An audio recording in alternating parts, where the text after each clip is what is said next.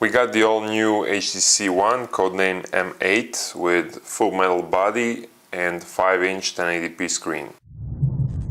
Last year, HTC One was one of the best smartphones of the year, so Taiwanese really raised the expectations. Regarding hand usage, this is the best phone you will find on the market. If we gave 600 euros for this, I think we'd feel pretty relieved every time we'd look at it. It's funny how when you look at the specification, the last year's HTC One actually looks thinner and lighter than this one. But actually, the new One M8 feels lighter and thinner in hand. It's because of the back side that is curved and those thin edges that make him feel really light and thin. If you think metal feels rough, it doesn't. It's very smooth because of the high finishing. Side buttons are very precise for touch, but their position isn't ideal. The unlock button is on the top and it's not easy to reach it even with my big hand. Also, there is no physical key below the screen like iPhone or Galaxy devices have, but there are no virtual keys either. On the last year's model, virtual keys were below the screen. This year they're part of the screen, which actually makes the screen look smaller than it is. It's not 5-inch, it's 4.6-inch because 0.4 inches goes for these virtual keys. The problem is not that the screen is smaller. Also, the problem is that when you go to gallery or you watch a YouTube video, these icons will be hidden, so you won't know where to click the back button. The same problem has the Xperia Z1 and LG G2. Screen is covered with Gorilla Glass and it offers a bunch of pixels and viewing quality is really awesome. But the best thing isn't just the screen, it's those two speakers with boom sound technology. Sound from them is really awesome. HTC Screen has great visibility outdoors. This is now maximum 100% brightness, which looks like on the Nokia Lumia 1020 with clear black technology. Its visibility is very good, and if you put brightness to automatic, still it will be very usable in direct sunlight.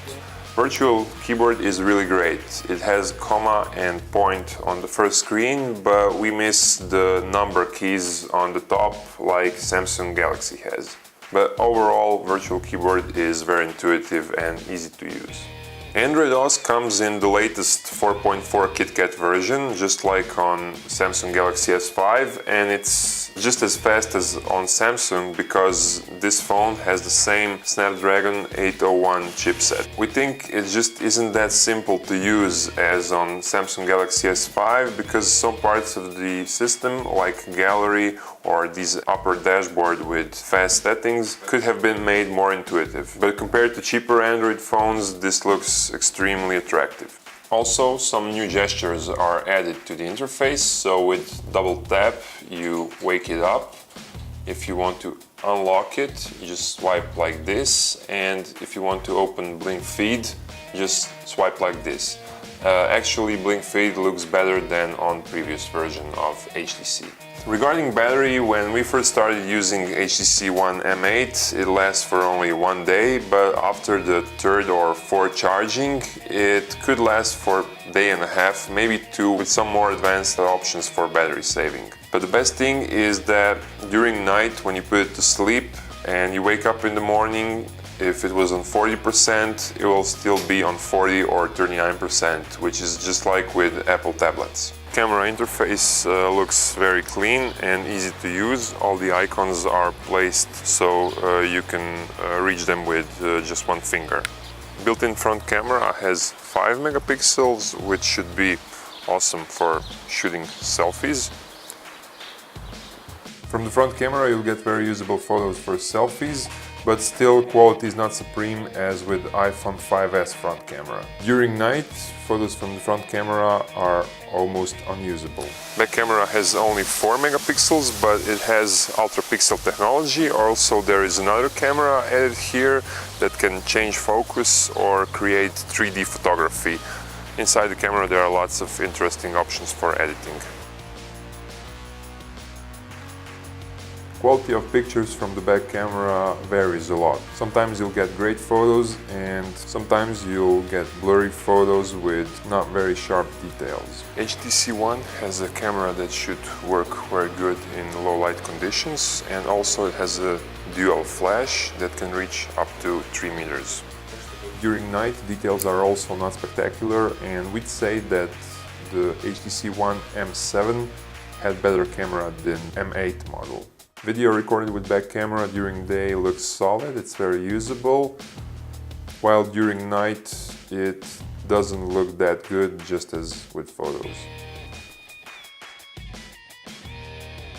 HTC offers voice navigation with Google Maps, car software with big icons and specially designed features. This is more intuitive than other Android phones, but still iPhone has better navigation with more intuitive directions, while Nokia Lumia is the best and the most precise.